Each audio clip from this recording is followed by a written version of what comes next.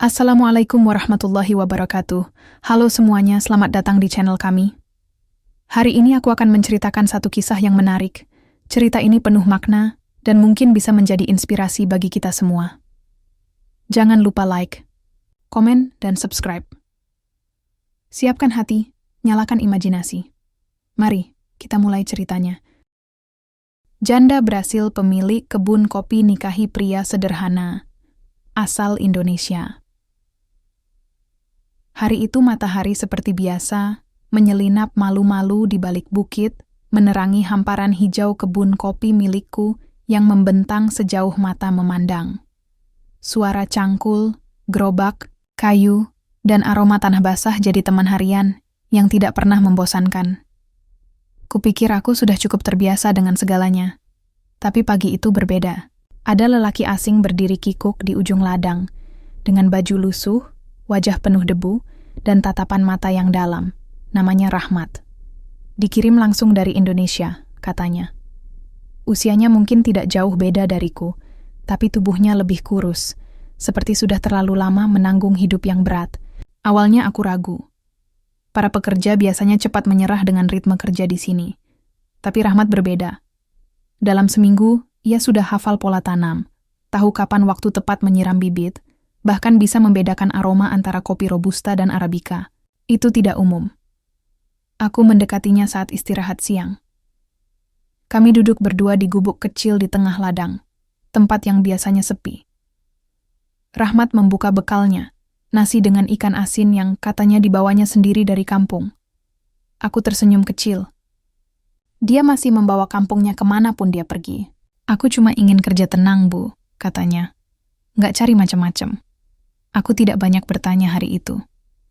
Tapi sejak saat itu, aku mulai memperhatikan caranya bekerja. Diam-diam, teliti, dan tidak pernah mengeluh. Ia tidak pernah berusaha mendekatiku. Tidak seperti pria-pria kota yang datang membawa parfum mahal dan janji kosong. Justru karena itu, Rahmat menarik perhatianku. Kupikir hidupku akan diam di sini saja. Menanam kopi, panen, lalu tidur.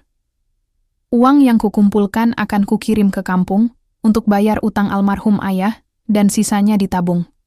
Aku tidak pernah berpikir akan lebih dari sekadar buruh tani. Tapi Giovanna, atau lebih sering dipanggil Giula oleh para pekerja, bukan bos biasa.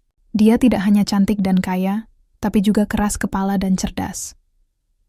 Dia turun langsung ke ladang, kadang tangannya kotor lumpur lebih banyak dari kami. Kadang dia menyapu keringat sendiri tanpa minta bantuan.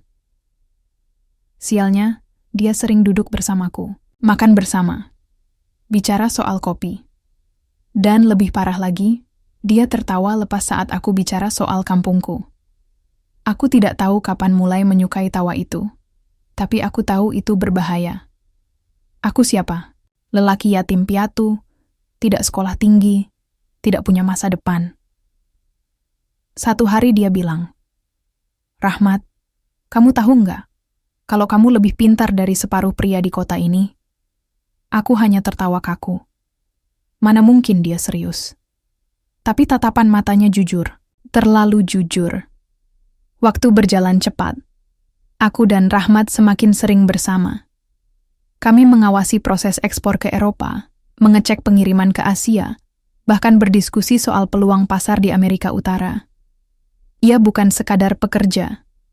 Ia punya naluri, bisnis yang kuat. Hanya saja dia tidak menyadarinya. Setiap malam aku berpikir, mungkin aku sudah terlalu lama sendiri. Mungkin karena itu aku melihat Rahmat sebagai sosok yang berbeda. Tapi setiap kali kami berdua bicara, aku merasa tenang. Tidak ada tekanan, tidak ada basa-basi. Sampai akhirnya, aku putuskan untuk mengatakannya. Dia bilang, dia suka padaku. Begitu, saja tanpa basa-basi, aku ingin lari. Ingin pura-pura tidak dengar. Tapi dia menatapku lurus, tidak berkedip, seperti tidak memberiku ruang untuk berdalih. Aku bingung, marah pada diriku sendiri karena diam-diam berharap hari itu datang, tapi juga takut menghadapi kenyataan. Aku bilang, Bu, saya cuma buruh. Saya bukan siapa-siapa. Dan dia tertawa pelan. Rahmat, kamu memang bukan siapa-siapa. Tapi aku juga Tidak sedang mencari siapa-siapa. Aku cuman butuh seseorang yang bisa buatku tenang. Dan itu kamu. Aku diam, tidak tahu harus menjawab apa. Tapi jauh di dalam dada, aku tahu jawabannya. 2 hari setelahnya, kami menikah. Di gedung mewah di tengah kota. Semua undangan tercengang melihatku berjalan bersama Rahmat. Pria sederhana, yang bahkan tidak tahu harus berdiri di sebelah kanan atau kiri saat di pelaminan. Tapi aku bahagia. Dia gugup, canggung, tapi tidak pernah terlihat lebih tampan. Kini dia bukan lagi pekerjaku. Dia suamiku, mitraku, dan seseorang yang akan berjalan bersamaku melewati segala musim. Aku tahu perjalanan ini belum selesai, justru baru saja dimulai. Setelah akad dan pesta besar itu, hidupku berubah dalam semalam. Bukan lagi tinggal di barak para pekerja yang sempit dan pengap. Sekarang aku punya kamar sendiri di rumah besar 2 lantai dengan lantai marmer mengkilat dan lampu gantung kristal. Tapi entah kenapa, suasana rumah itu terasa lebih dingin daripada malam-malamku dulu di gubuk ladang kopi. Setiap pagi aku bangun lebih awal. Bukan karena pekerjaan, tapi karena tidak terbiasa tidur di kasur empuk dan ruangan berpendingin. Aku duduk di teras, menunggu matahari muncul seperti biasanya. Tapi kali ini, tak ada bau tanah, tak ada suara jangkrik. Yang ada hanya taman rapi dan kolam ikan kecil dengan pancuran buatan. Giula sibuk sejak pagi. Biasanya ia turun ke kebun, tapi sekarang lebih sering berada di ruang kerja, mengatur jadwal ekspor, berbicara lewat telepon dengan bahasa Portugis cepat yang belum sepenuhnya kupahami. Aku tidak mengganggu. Hanya sesekali mengantarkan kopi ke mejanya. Seperti dulu waktu masih jadi karyawan. Dia tetap ramah. Tetap tersenyum. Tapi ada jarak yang tidak bisa kulukiskan. Seolah-olah, setelah cincin itu melingkar di jari kami berubah peran. Bukan sebagai 2 orang yang dulu duduk di tanah sambil makan nasi bungkus, tapi sepasang suami istri yang canggung satu sama lain. Rahmat tidak banyak bicara sejak pernikahan kami. Aku pikir dia butuh waktu beradaptasi, dan aku memberinya ruang, tapi ternyata ruang itu malah seperti tembok. Aku tahu dia masih canggung dengan suasana rumah, makanan yang serba asing, bahkan cara para pelayan memperlakukannya. Padahal, aku sudah bilang mereka tak perlu memanggilnya senyor segala. Tapi mereka tetap saja bersikap seperti sedang melayani bangsawan. Aku tidak bisa menyalahkan Rahmat. Siapapun akan bingung kalau hidup berubah drastis dalam waktu singkat. Tapi yang membuatku khawatir adalah caranya menjauh pelan-pelan. Dia tetap membantu, tetap perhatian, tapi seperti sedang menyimpan sesuatu. Sore itu, aku menemuinya di kebun. Dia duduk sendiri di dekat gubuk tengah ladang, tempat biasa kami dulu, makan siang bersama. Aku duduk di sampingnya, menunggu dia bicara. Tapi tidak ada sepatah kata pun keluar. Aku nggak nyaman di rumah, katanya akhirnya. Aku mengangguk pelan. Kenapa nggak bilang dari kemarin? Takut dikira nggak bersyukur. Aku menarik napas. Aku tahu, ini bukan tentang rumah atau kasur empuk. Ini tentang identitas. Tentang perasaan tidak pantas, tidak selevel, dan ketakutan kehilangan jati diri. Aku bukan suami ideal. Bahkan jadi suami saja aku masih belajar. Tapi aku tahu satu hal. Aku tidak ingin hidup hanya sebagai pelengkap di rumah besar. Aku ingin tetap berguna, tetap bekerja, tetap menanam kopi seperti dulu. Tapi aku juga tidak ingin membuat Giula kecewa. Ia sudah mengorbankan banyak hal untuk memilihku, dan aku tahu itu tidak mudah. Hari itu aku bicara jujur padanya, tentang rasa asing yang terus menghantuiku sejak masuk rumah mewah itu. Tentang betapa rindunya aku pada kebun, lumpur, dan peluh. Tentang bagaimana aku merasa seperti tamu di hidupku sendiri. Dan yang membuatku lega, Giula tidak marah. Dia tidak menyalahkanku. Justru dia memelukku. Rahmat, kamu gak harus berubah. Kita bisa cari cara supaya kamu tetap jadi kamu. Kalau kamu ingin tinggal di kebun, kita buat rumah di dekat ladang. Sederhana, tapi kamu yang desain. Kamu yang bangun. Aku tidak tahu harus bilang apa. Tapi untuk pertama kalinya sejak pernikahan itu, aku merasa didengar. Bukan sebagai suami dari pemilik kebun kopi, tapi sebagai Rahmat Laki-laki biasa dari kampung yang masih belajar menjadi kepala keluarga. Keputusan Rahmat membuatku berpikir ulang tentang banyak hal. Selama ini aku pikir semua orang ingin hidup mewah, tinggal di rumah besar, memakai pakaian mahal. Tapi ternyata tidak semua orang cocok dengan itu, termasuk suamiku sendiri. Maka kami sepakat membangun rumah baru, bukan istana. Hanya rumah kayu sederhana dengan dapur kecil dan beranda menghadap ladang. Di situ Rahmat bisa hidup seperti dulu, tapi tetap bersamaku. Dan aku juga akan sering tinggal di sana, karena kebahagiaan tidak selalu tentang harta atau status, tapi tentang rasa nyaman yang tulus.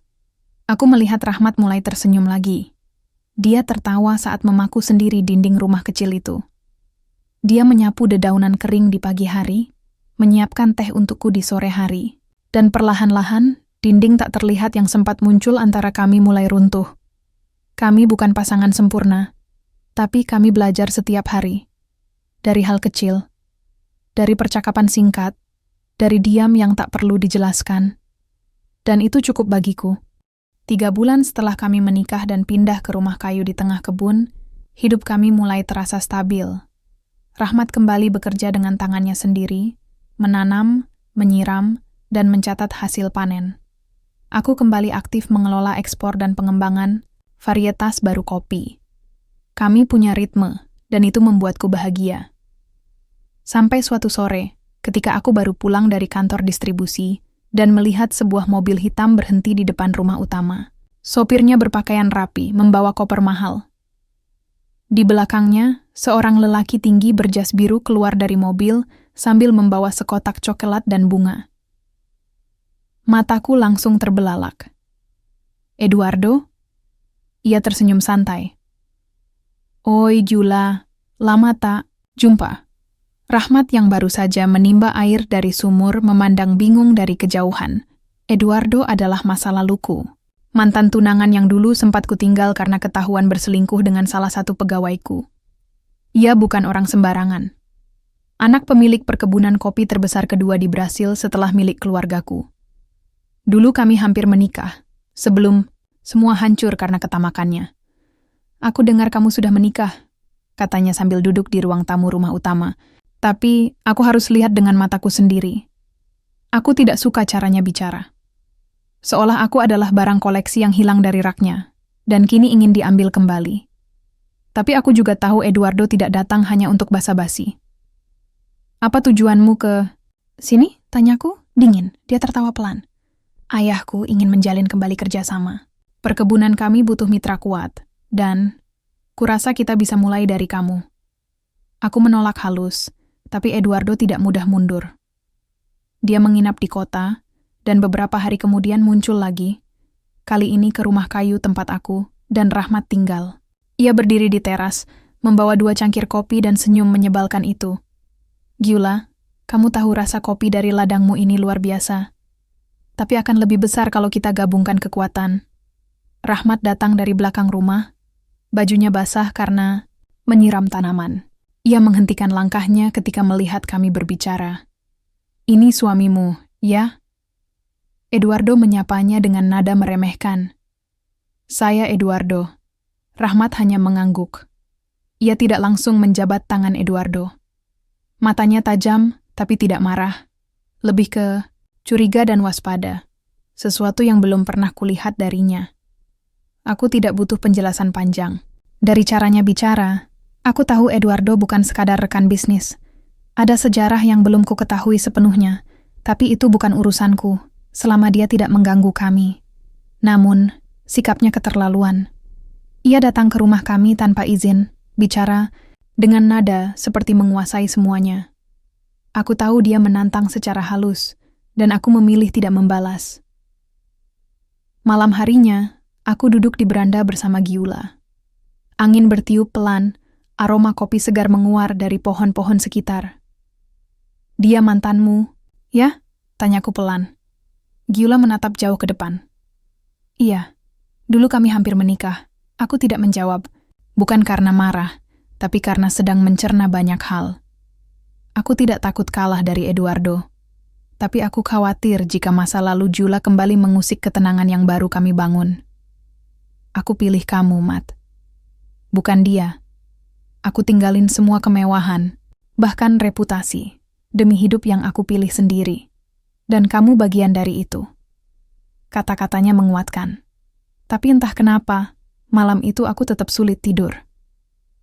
Keesokan harinya, Eduardo mengirimkan proposal kerjasama melalui email. Isi dokumennya menggiurkan. Dukungan finansial besar, jaringan distribusi luas, dan akses ke teknologi pertanian terbaru. Tapi aku tahu, itu bukan sekadar bisnis. Eduardo ingin masuk lagi ke hidupku, dan aku tidak mau membuka celah. Aku duduk berdua dengan Rahmat di gubuk kecil tengah ladang. Aku tunjukkan proposal itu padanya. Ia membaca pelan, diam lama.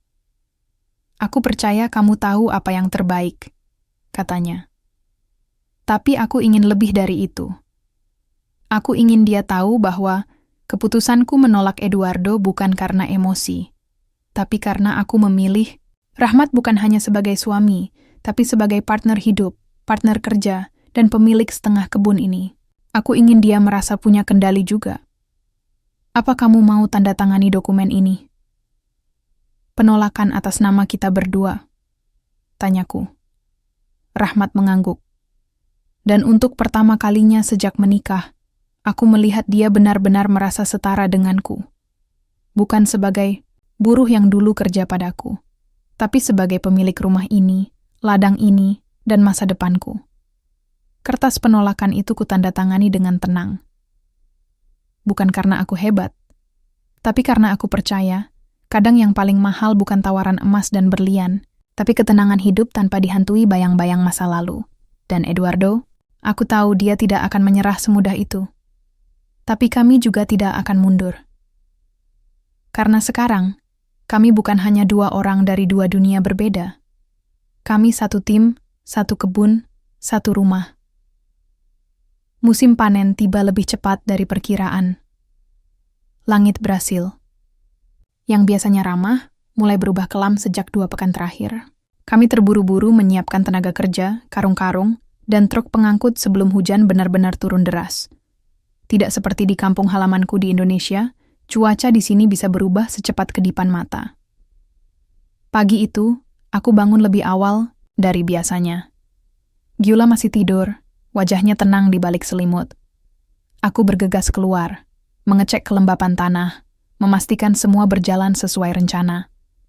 Tak sampai setengah jam, belasan pekerja lokal sudah mulai berdatangan ke ladang.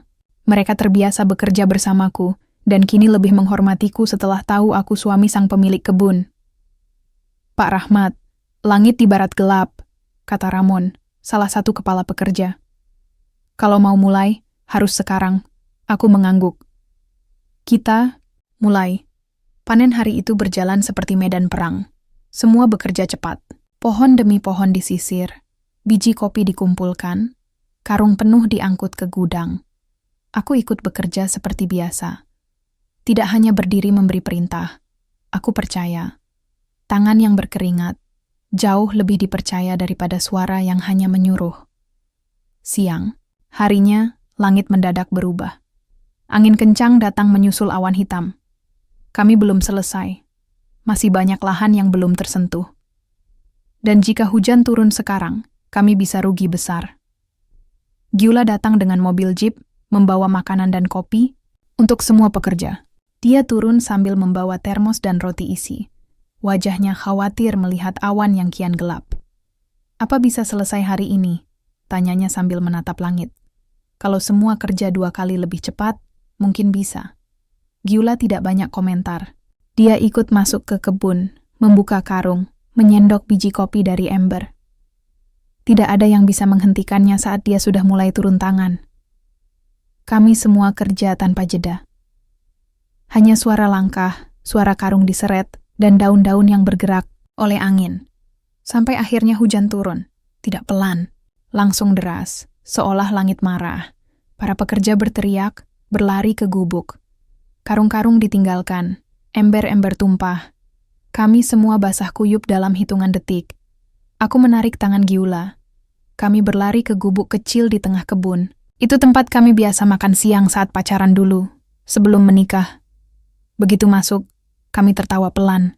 Nafas ngos-ngosan, baju lengket, rambut basah. Tapi anehnya, aku justru merasa nyaman.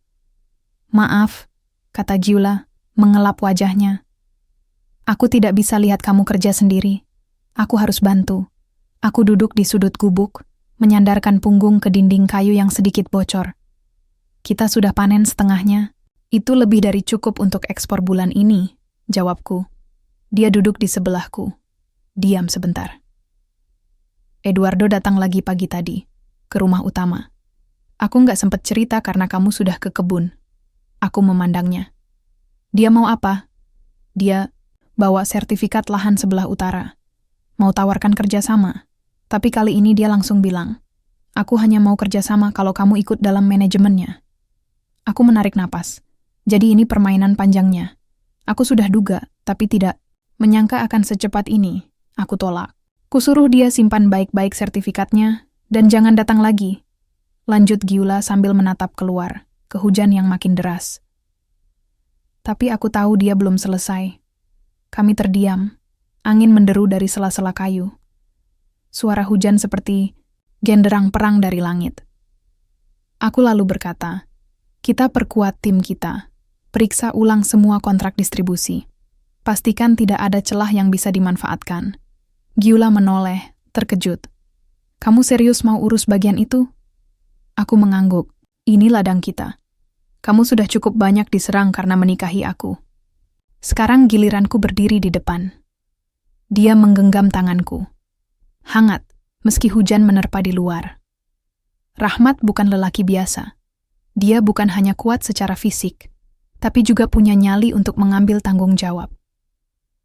Hari itu di gubuk kecil, aku tahu satu hal pasti. Dia bukan sekadar suami. Dia akan jadi pemimpin. Setelah hujan reda, kami keluar dari gubuk. Para pekerja mulai kembali ke ladang, memeriksa karung yang sempat tertinggal. Beberapa biji kopi basah, tapi tidak terlalu parah. Kami masih bisa menyelamatkan banyak. Di sore itu juga, aku kumpulkan tim keuangan dan distribusi. Rahmat ikut duduk di sana. Ia pelajari laporan, tanya ini itu, menandai bagian-bagian penting. Semua mata memandangnya berbeda sekarang. Bukan hanya sebagai suami bos, tapi sebagai bagian dari inti bisnis ini. Dan aku tahu, Eduardo mungkin akan mencoba lagi.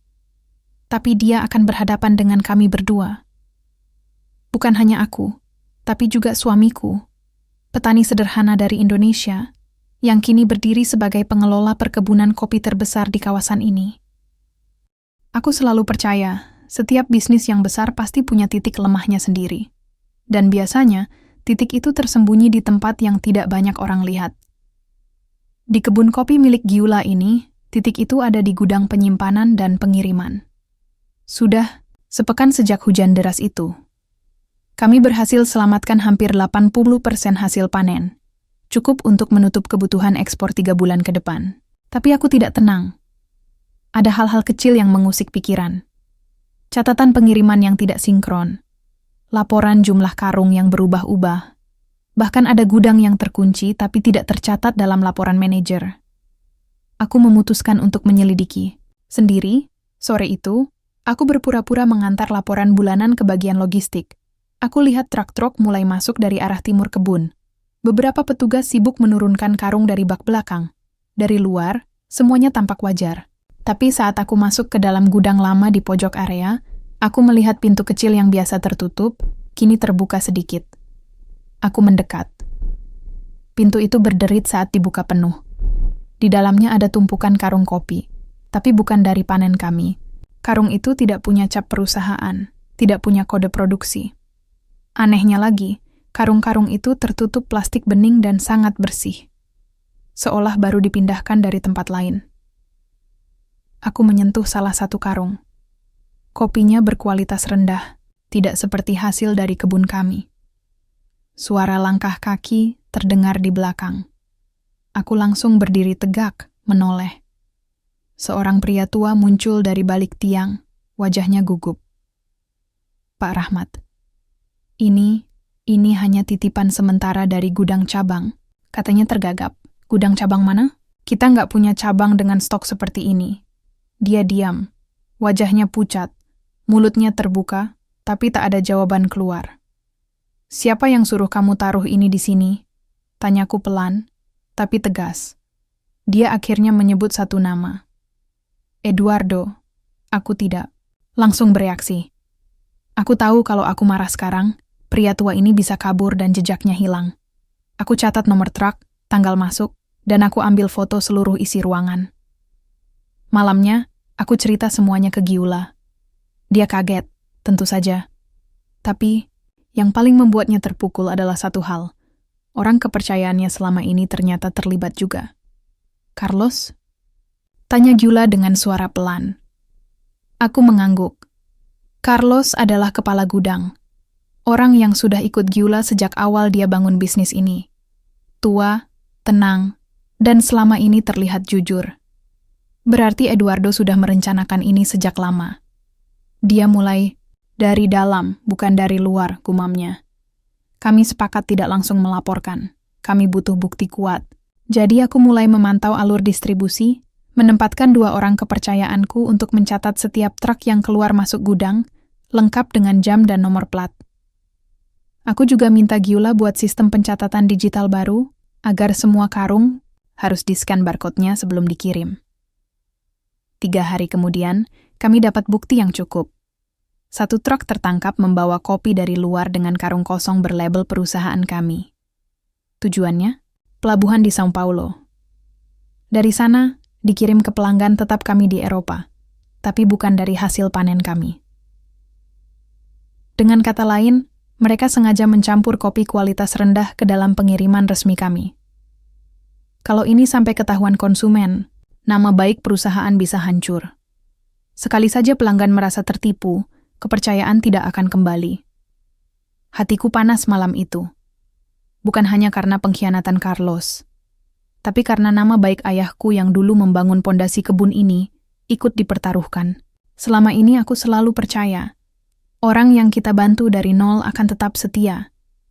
Ternyata aku salah, Rahmat tetap tenang. Dia menyiapkan semua dokumen, laporan, dan rekaman CCTV diam-diam. Besok pagi, dia berencana menghadap pihak hukum dengan semua bukti yang kami kumpulkan. Aku ikut, tentu saja. Tapi malam itu juga, aku lakukan satu hal yang berbeda. Aku datang ke rumah Carlos. Sendirian. Rumahnya tidak jauh dari kebun. Pria tua itu menyambutku dengan wajah takut. Aku percaya sama kamu, Carlos, kataku pelan. Tapi kamu lebih pilih uang dari Eduardo. Dia tertunduk. Saya punya utang, Nona. Anak saya sakit keras, dan saya butuh biaya operasi. Eduardo datang bawa uang muka dan janji bantuan. Apa Eduardo tahu kamu bisa dihukum penjara karena ini? Carlos mengangguk. Apa dia peduli? Carlos menggeleng, pelan. Aku beri satu pilihan. Kau bantu kami ungkap semuanya, atau kami bawa ke polisi dan biarkan sistem yang mengadili. Air matanya jatuh. Tapi dia mengangguk. Malam itu juga dia tulis semua pernyataan, tanda tangan, dan menyebut semua nama yang terlibat. Pagi harinya, aku dan Rahmat melapor ke pengacara perusahaan. Tidak butuh waktu lama tim audit turun tangan. Polisi datang, truk-truk ditahan. Semua dokumen kami serahkan. Dan saat Eduardo datang kembali ke rumah kami siangnya, tersenyum seperti biasa dan membawa map berisi penawaran kerja sama baru, aku dan Rahmat menyambutnya dengan satu kalimat. Kami sudah tahu semuanya. Aku tidak pernah membayangkan, dari semua hal yang harus aku hadapi sebagai pengusaha, menghadapi pengkhianatan adalah yang paling menyakitkan. Tapi setelah semua itu selesai, pengakuan Carlos, bukti-bukti lengkap, dan pengusutan Eduardo oleh pihak berwenang, perasaanku justru kosong. Seolah beban berat telah dilepas, tapi luka batinnya masih tertinggal. Rahmat menemaniku setiap hari selama proses hukum berlangsung. Dia tidak hanya membantu membereskan sisa masalah gudang, tapi juga turun langsung ke kebun, memastikan semua pekerja tetap semangat dan tidak terpengaruh isu apapun. Yang mengejutkanku, para pekerja justru semakin menghormatinya. Beberapa menyapanya dengan sebutan Tuan Muda, yang membuatku tertawa kecil saat mendengarnya. "Jangan panggil aku begitu. Aku ini cuma mantan tukang angkut karung," katanya suatu sore sambil tersenyum canggung. Aku tahu dia rendah hati, tapi justru itu yang membuatku semakin yakin. Dalam hidup, kekayaan bisa dibagi, kekuasaan bisa diwariskan, tapi ketulusan dan kejujuran hanya dimiliki oleh orang-orang yang tahu rasanya hidup susah. Hari itu kami duduk di beranda rumah utama, kebun, memandang hamparan pohon kopi yang mulai berbunga lagi. Musim panen berikutnya akan datang 2 bulan lagi. "Aku mau tanya satu hal," kataku tanpa menoleh ke arahnya. Jawab Rahmat singkat, sambil memainkan cangkir kopinya. "Kalau kamu belum jadi suamiku, dan aku bukan pemilik kebun ini, kamu tetap mau hidup bareng aku?" Dia tertawa kecil. "Pertanyaan apa itu?" "Jawab aja." Dia diam sejenak, lalu menatapku. "Aku jatuh cinta sama kamu, bukan karena kebun kopi ini, tapi karena kamu mau duduk di lumpur bersamaku waktu kita tanam bibit pertama." Hatiku menghangat. Kadang cinta memang tumbuh bukan di tempat romantis, tapi justru di ladang, saat kita berkeringat dan kelelahan, tapi tetap tertawa bersama. Beberapa hari terakhir, aku disibukkan dengan satu hal yang belum pernah kulakukan. Sebelumnya, mempersiapkan pernikahan. Kami sepakat membuat acara sederhana, hanya mengundang keluarga dekat, teman-teman kerja di kebun, dan mitra-mitra bisnis terpercaya. Tapi tentu saja, sederhana versi Gyula tetap berarti sewa gedung mewah di pinggiran kota, catering dari chef terkenal, dan undangan eksklusif berlapis emas. "Aku nggak biasa begini, Gyula," kataku saat melihat undangan pernikahan kami yang baru saja dikirim dari percetakan. "Ini bukan soal kamu atau aku. Ini soal bagaimana kita ingin dikenang," jawabnya. Aku mengangguk pelan. Aku tidak bisa menyangkal, dia selalu berpikir jauh ke depan. Dan kupikir, mungkin benar. Kalau kami menikah diam-diam di gereja kecil atau kantor catatan sipil, dunia tidak akan tahu kalau kisah seperti kami mungkin saja nyata. Tapi kalau kami menikah di tempat yang dilihat banyak orang, itu jadi pesan. Bahwa cinta tidak mengenal batas negara, bahasa, ataupun status. Seminggu sebelum hari H, aku menelepon seorang teman lamaku di Indonesia. Namanya Wahyu.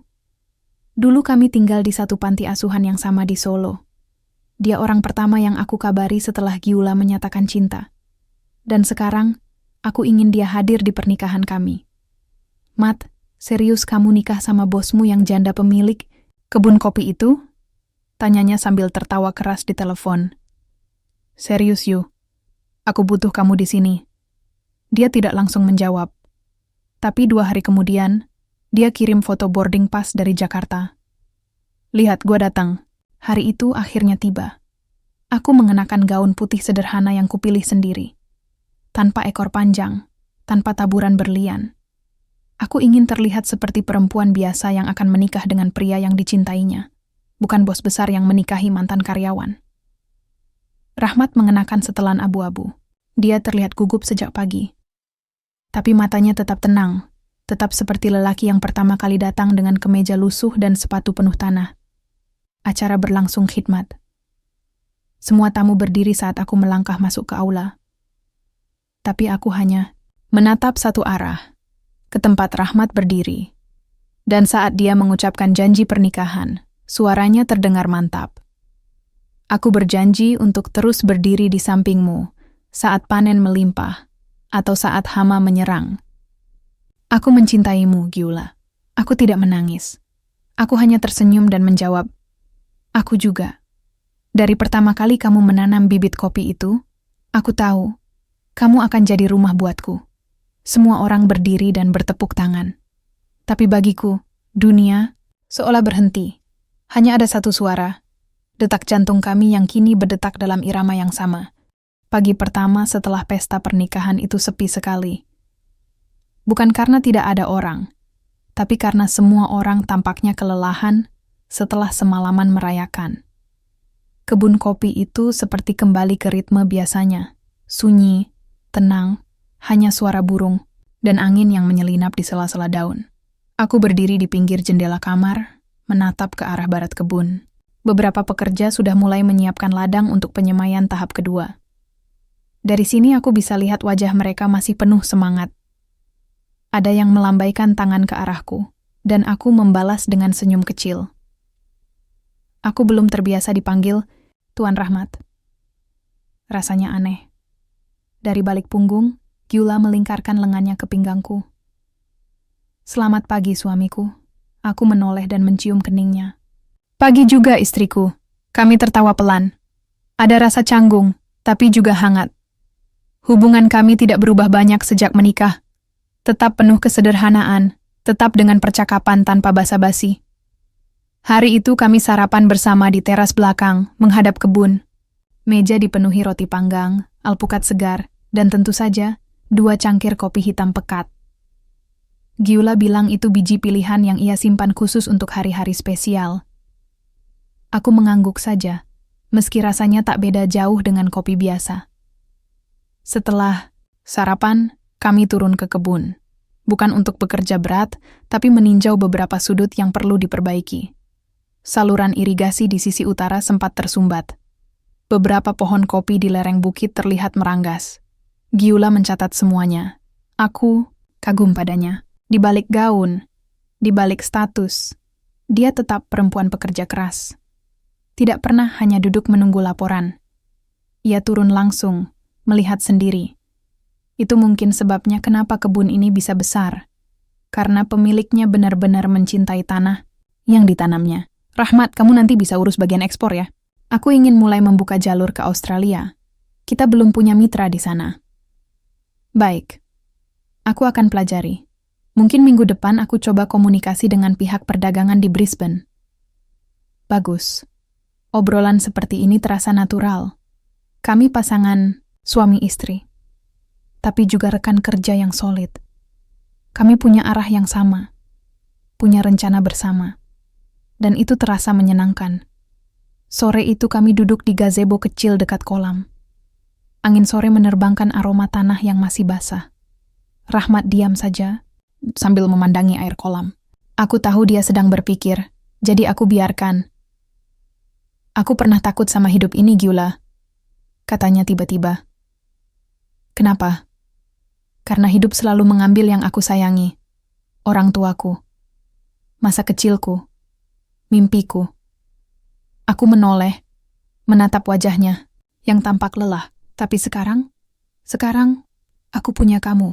Dan semua ini, ia melingkarkan tangan, menunjuk ke arah kebun yang luas. Aku menghela napas. Aku juga takut dulu. Takut jadi janda selamanya.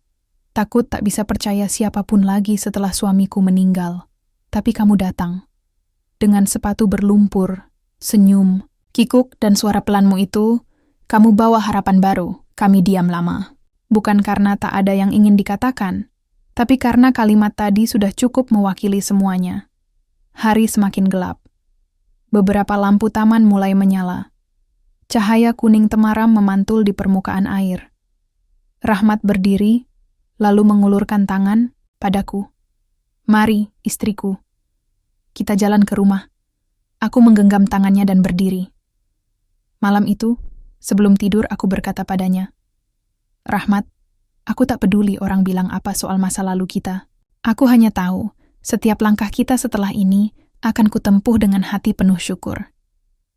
Dia tersenyum dan menjawab, dan setiap langkah itu akan kulewati dengan memegang tanganmu. Aku memejamkan mata dengan tenang. Tak ada yang lebih menenangkan selain tahu bahwa perjalanan hidupku, yang dulu sempat hancur, kini telah punya arah yang pasti. Bersama seseorang yang mungkin tak sempurna menurut dunia, tapi paling sempurna untukku. Semuanya terasa berjalan cepat setelah pernikahan. Dalam waktu 1 bulan, Rahmat sudah mulai memimpin rapat mingguan bersama para manajer kebun. Dia juga memimpin negosiasi dengan pembeli dari Australia. Bahkan, dia pernah ikut ke acara pameran kopi di São Paulo, mewakili nama besar perkebunan kami. Aku bangga padanya. Tapi aku tahu, seberapa cepat pun dia beradaptasi, ada bagian dalam dirinya yang belum selesai. Hari itu, Rahmat baru saja kembali dari kantor koperasi petani. Matanya lelah, tubuhnya sedikit membungkuk. Aku menyambutnya dengan teh hangat di beranda. Tapi dia hanya menatap cangkir itu lama, tanpa bicara. Ada yang salah? Tanyaku pelan. Dia tidak menjawab. Matanya masih menatap teh, seakan mencari sesuatu di dalam sana.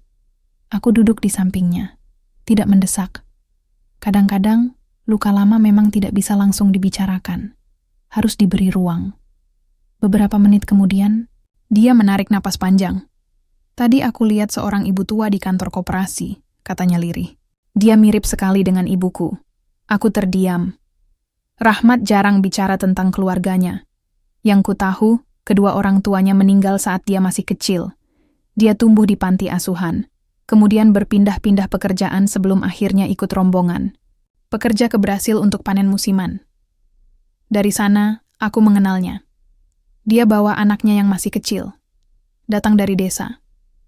Mereka tidak punya banyak uang, tapi tetap mau belajar cara menanam kopi dengan benar. Ibu itu, cara dia bicara, persis seperti ibu waktu aku kecil. Rahmat mengusap wajahnya. Aku tak tahu harus berkata apa, jadi aku hanya menggenggam tangannya. Waktu aku kecil, lanjutnya, ibu selalu bilang kalau hidup itu seperti menanam kopi. Kamu harus sabar menunggu hasil, harus siap dengan hujan, hama, dan tanah keras. Tapi kalau kamu tekun, akan ada masa panen.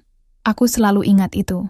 Aku mengangguk, meski tenggorokanku terasa kering. Kalau ibu tahu aku sekarang di sini, berdiri di antara ribuan pohon kopi, memimpin kebun ini bersamamu, aku rasa dia akan tersenyum bangga. Aku memeluknya. Lama, hari itu aku belajar bahwa cinta tidak hanya tumbuh dari masa kini, tapi juga dari luka yang pelan-pelan disembuhkan bersama. Rahmat memang bukan pria sempurna, tapi dia punya hati yang kuat.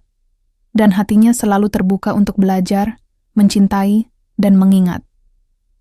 Setelah kejadian itu, aku jadi sering memikirkan ibu. Bukan karena aku sedih, tapi karena aku ingin mengenang. Aku bahkan mulai menulis cerita pendek tentang masa kecilku. Gyula bilang itu ide bagus. Dia bilang, kalau aku bisa menulis, aku bisa menyampaikan kisah hidupku ke lebih banyak orang. Aku menulis di malam hari, setelah semua pekerjaan selesai. Biasanya aku duduk di gubuk kecil di tengah kebun, tempat kami dulu sering beristirahat. Sekarang gubuk itu jadi tempat favoritku untuk menyendiri. Di sana, suara jangkrik dan aroma tanah, basah seperti mengajak pikiranku kembali ke masa lalu. Aku menulis tentang ibu, tentang ayah, tentang betapa kerasnya hidup dulu, tapi juga betapa hangatnya kasih sayang mereka. Dan di halaman terakhir tulisan itu, aku menulis kalimat ini. Bu, hari ini aku tidak hanya menanam kopi. Aku menanam hidup baru. Bersama wanita yang aku cintai, di tanah yang asing, tapi kini jadi rumahku. Saat aku menunjukkan tulisan itu ke Gyula, dia membacanya pelan. Wajahnya tidak menunjukkan banyak reaksi, tapi aku tahu dia tersentuh. Kamu harus bagikan ini, katanya. Ke siapa? Ke semua orang yang pernah merasa sendirian di negeri orang. Mereka butuh tahu bahwa harapan itu nyata. Aku diam sejenak, lalu mengangguk. Untuk pertama kalinya, aku merasa punya suara yang layak didengar. Di akhir minggu itu, kami membuat acara kecil di rumah. Mengundang para pekerja, keluarga mereka, dan beberapa tetangga dari desa sekitar. Ada makanan lokal, ada tenda besar di halaman, dan tentu saja, kopi dari panen terbaru. Saat suasana mulai santai, Gyula naik ke panggung kecil dan memanggilku. Aku sempat menolak, tapi dia menyeretku ke depan semua orang. Teman-teman, kata Gyula sambil tersenyum. Ini suamiku Rahmat. Dia bukan hanya pemimpin baru di kebun ini, tapi juga seseorang yang baru saja selesai menulis cerita pertamanya. Semua orang bersorak. Aku gelagapan. Tapi akhirnya, aku buka suara. Aku bacakan satu paragraf dari ceritaku. Tentang ibu, tentang hidup, tentang harapan. Dan di akhir paragraf itu, aku menatap Gyula. Terima kasih, karena telah jadi bagian dari panen, itu terbaik dalam hidupku. Pagi itu aku duduk di meja kerja, membuka laporan pengiriman biji kopi ke Rotterdam. Semuanya terlihat baik. Kuantitas, kualitas, dan bahkan respons pembeli juga memuaskan. Tapi perasaanku aneh. Ada sesuatu yang mengganggu sejak semalam. Telepon dari salah satu distributor lokal datang larut malam, dan nada bicaranya tidak seperti biasa. Terburu-buru. Gelisah. "Rahmat," suara pria itu di ujung telepon. "Kita butuh bicara. Besok. Langsung." Aku tidak sempat bertanya lebih. Jauh dia sudah menutup teleponnya. Pagi ini saat aku sedang memeriksa email dari pihak pengiriman, Gyula masuk ke ruang kerja dengan wajah serius. "Kamu lihat berita pagi ini?" tanyanya. Aku menggeleng. Dia menunjukkan layar tablet. Ada artikel dari koran bisnis lokal berbahasa Portugis. Judulnya besar. "Grupo Caldeira akan akuisisi perkebunan kopi tradisional di Minas Gerais." Jantungku langsung berdegup lebih kencang. Grupo Caldeira adalah salah satu konglomerat perkebunan terbesar di Brasil. Mereka dikenal agresif. Jika mereka ingin sesuatu, mereka akan beli, kuasai, atau tekan dengan cara apapun sampai target menyerah. "Mereka datang ke sini?" tanyaku cepat. Gyula mengangguk. "Kabarnya, mereka sudah menghubungi beberapa petani di sekitar kita, menawarkan harga gila-gilaan untuk lahan mereka." Aku berdiri, berjalan mondar-mandir. Ini bukan sekadar ancaman ekonomi. Ini ancaman terhadap semua yang sudah kami bangun. Kebun ini bukan sekadar bisnis. Ini rumah. Ini perjuangan banyak orang, termasuk pekerja yang percaya dan tumbuh bersama kami. "Jangan panik dulu," kata Gyula. "Tenang, aku akan coba kontak pengacara kita dan beberapa mitra lama. Kita perlu tahu gerak mereka sejauh apa." Aku mengangguk, tapi pikiranku sudah kemana-mana. Aku tahu betul siapa Caldeira. Ayahku dulu pernah bekerja dengan mereka. Dulu, sebelum aku ambil alih bisnis ini, Caldeira pernah mencoba membeli kebun kami lewat jalur yang licik, mengajak kerja sama lalu pelan-pelan menggiring keputusan ke arah penjualan penuh. Ayah menolak. Tapi penolakan itu membuat mereka menyebar rumor buruk tentang kualitas kopi kami selama hampir 1 musim penuh. Kami bertahan, tapi itu tidak mudah. Dan sekarang, mereka kembali. Kali ini dengan strategi yang lebih canggih. Mereka tidak menyerang langsung. Mereka membujuk orang-orang di sekitar kami, mencoba memutus rantai pasokan dari luar ke dalam. Aku tahu satu hal pasti, aku tidak akan membiarkan mereka mengambil alih 1 jengkal pun tanah kami. Tapi aku juga sadar, kami harus cerdas. Tidak cukup dengan marah atau membantah. Harus dengan strategi. "Besok kita kumpulkan semua pemilik lahan kecil yang masih bekerja sama dengan kita," kataku pada Rahmat. "Aku akan bicara langsung. Kalau perlu, kita ajak mereka ikut profit sharing lebih besar." Rahmat setuju.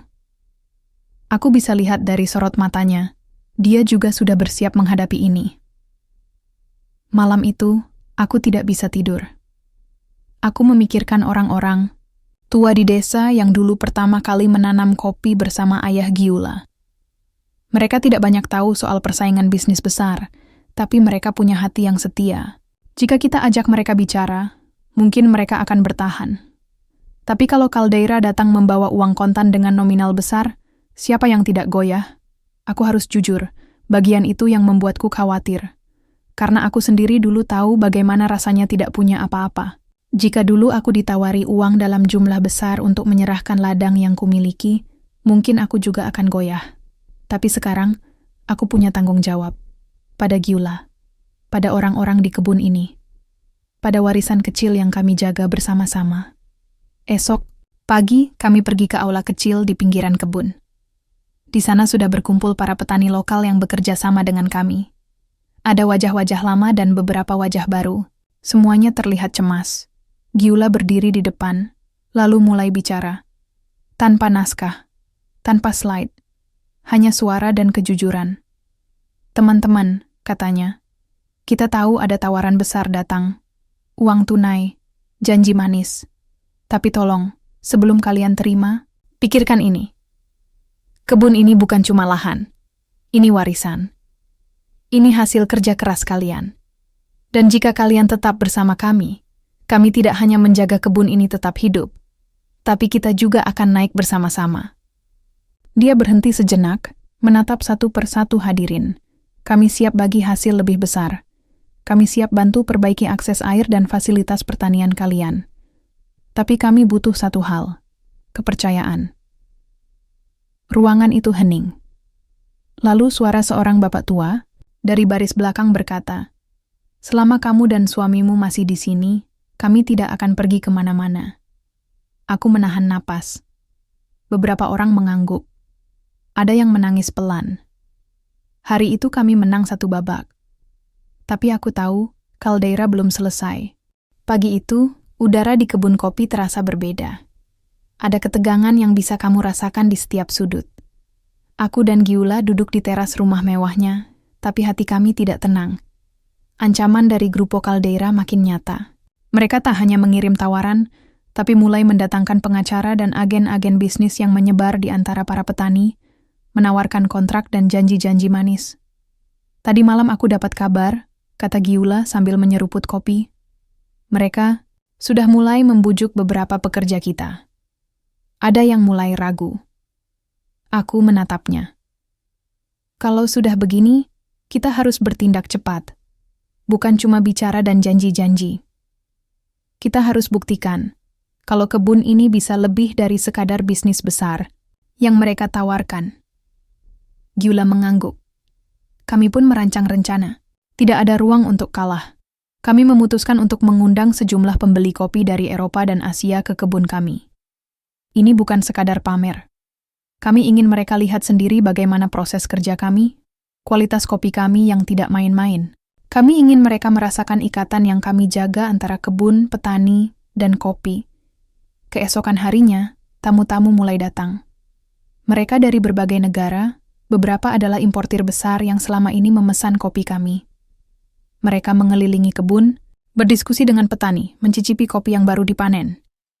Salah satu pembeli dari Italia, seorang wanita bernama Maria, berkata kepada Giula, "Kopi Anda punya rasa yang tidak bisa ditemukan di tempat lain. Ini bukan hanya soal produk, tapi tentang cerita dan hati di baliknya." Mendengar itu, aku tersenyum. Ini yang kami perjuangkan selama ini. Namun, di balik semua itu, ancaman Caldeira terus datang. Mereka mencoba menggagalkan pengiriman kami ke luar negeri dengan cara-cara licik. Ada dokumen yang tiba-tiba hilang, izin yang dipersulit, hingga tekanan pada distributor lokal. Aku dan Giula mulai menyadari, ini bukan hanya tentang bisnis, tapi juga soal bertahan hidup. Suatu malam, aku menerima telepon dari salah satu mitra, terpercaya. "Rahmat, ada orang aneh di gudang ekspor. Mereka membawa surat perintah dari pengadilan, katanya untuk menyita beberapa stok kopi." Aku langsung memberitahu Giula, "Kami tahu itu jebakan." "Kita harus cepat," ujarnya. Dengan beberapa pekerja terpercaya, kami pergi ke gudang itu. Ternyata benar, ada beberapa pria berpakaian resmi yang membawa surat. Tapi setelah diperiksa lebih teliti, surat itu palsu. Giula tidak tinggal diam. Dia melaporkan kejadian itu ke polisi setempat. Di saat bersamaan, kami menghubungi pengacara kami untuk menyiapkan langkah hukum melawan upaya sabotase ini. Hari-hari berikutnya terasa seperti peperangan. Kami harus menjaga agar produksi tetap berjalan, menjaga hubungan dengan petani, dan menghadapi tekanan dari luar. Tapi ada satu hal yang membuat aku percaya. Giula tidak pernah menyerah. Aku juga. Bersama, kami kuat. Dan akhirnya, kerja keras itu membuahkan hasil. Dalam rapat pemegang saham yang diadakan secara terbuka, pembeli-pembeli utama dari berbagai negara mendukung kami secara penuh. Mereka memberikan suara dan dana untuk membantu kami memperkuat infrastruktur kebun dan pemasaran. Grupo Caldeira tidak mampu memecah belah kami. Aku melihat Giula berdiri di hadapan semua orang, tatapannya tegas, suaranya yakin. "Kami bukan hanya menjual kopi," katanya. "Kami menjual dedikasi, kerja keras, dan kepercayaan. Kebun ini adalah milik kita semua. Bukan hanya satu kelompok besar yang ingin menguasai segalanya." Sorak-sorai memenuhi ruangan. Malam itu, di teras rumah, mewah aku dan Gyula duduk bersama.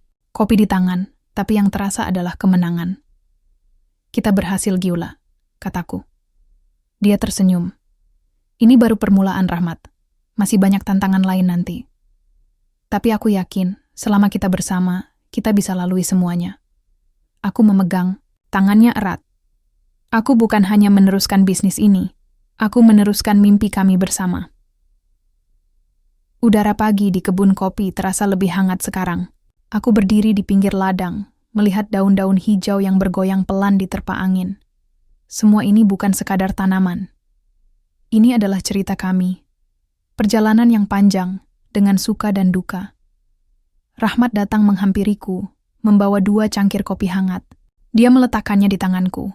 Lalu kami duduk bersama di bangku kayu, dekat gubuk kecil, yang dulu menjadi tempat kami berteduh saat menanam bibit kopi. Kita sudah melewati banyak hal, ya?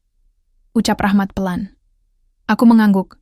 Iya, kadang aku masih sulit percaya semua ini nyata. Rahmat tersenyum dan menggenggam tanganku. Aku bahagia bisa berjalan bersama kamu, bukan hanya sebagai bos dan pekerja, tapi sebagai pasangan. Kita punya sesuatu yang lebih kuat dari sekadar bisnis. Aku memandang matanya yang jujur dan tulus. Tidak ada lagi rasa takut, tidak ada keraguan, hanya keyakinan bahwa kami bisa membangun masa depan bersama. Dalam beberapa bulan terakhir, bisnis kami semakin berkembang. Rahmat berhasil membawa inovasi dan semangat baru. Kami mulai membuka program pelatihan bagi petani lokal, memastikan mereka mendapat pengetahuan dan penghasilan yang adil. Kebun kopi kami jadi contoh keberhasilan yang juga membawa kesejahteraan masyarakat sekitar. Kehidupan pribadi kami pun semakin harmonis. Rumah mewah yang dulu terasa sunyi kini dipenuhi tawa dan cinta. Rahmat dan aku saling belajar, saling melengkapi. Aku teringat awal perjumpaan kami, saat aku yang janda muda, kaya dan punya segalanya, merasa kesepian. Dan ada Rahmat, pemuda sederhana dari Indonesia, yang mengajarkanku arti kesederhanaan, kesetiaan, dan cinta tanpa syarat. Mungkin orang-orang tak percaya saat kami menikah. Tapi kami membuktikan, cinta tidak mengenal status atau asal-usul. Sekarang, aku berdiri di sini, memandang hamparan kebun kopi yang kami rawat bersama. Ini bukan akhir, tapi awal dari sesuatu yang lebih besar. Ayo Rahmat, kita teruskan mimpi ini bersama, kataku. Dia menggenggam tanganku erat, dan aku tahu, apapun yang akan datang, kami siap menghadapinya bersama. Kisah kami berakhir di sini, tapi kehidupan dan perjuangan kami masih berlanjut. Kami percaya, dengan kerja keras, cinta, dan kejujuran, segala rintangan bisa dilewati. Dan kopi bukan sekadar minuman, tapi simbol dari harapan dan mimpi yang tumbuh dari tanah dan hati kami.